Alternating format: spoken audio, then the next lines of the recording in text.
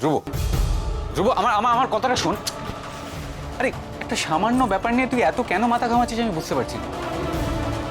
সামান্য ব্যাপার না জয়, কোন প্রাইভেট হসপিটালে ডিসচার্জের সময় টাকা নেয় বলতে পারিস? আরে বাবা, না নেওয়ার কি আছে? শোন, তোরা মানে তোদের পরিবার এই এলাকার অনেক পুরনো বাসিন্দা, তোদের বিশ্বাস না করার তো কোনো কারণ নেই।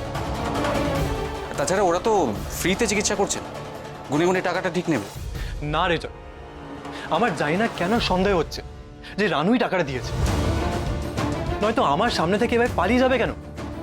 দাঁড়া তো, হসপিটালে একটা ফোন করি, আমাকে জানতেই হবে ব্যাপারটা।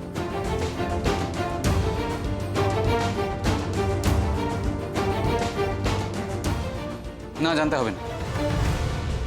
ধ্রুব, তুই কিন্তু ভুলে যাচ্ছিস, রানু কিন্তু এখন তোদের ফ্যামিলিরই একজন মেম্বার, একজন সদস্য, তোর বউও।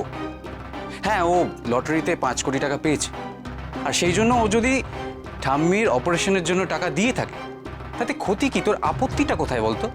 আপত্তি আছে জয়, তুই জানিস না, লোকে বাড়ি বয়ে এসে আমি বলে গেছে আমি রানুর টাকার জন্য কে বিয়ে করেছি।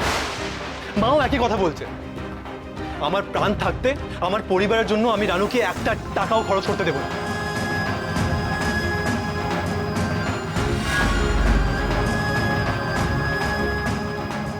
আচ্ছা বেশ, ফাইন,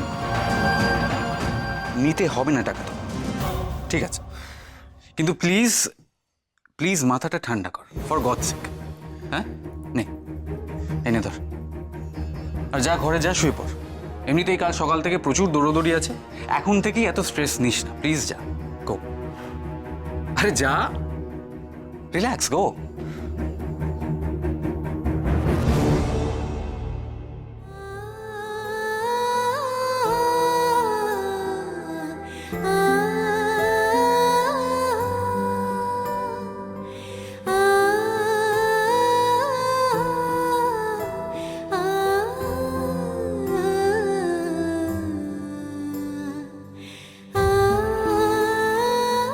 রানু, বোনটি আমার, তুই বাড়ি ফিরে যা, কাল ভোরে আবার চলে আসিস।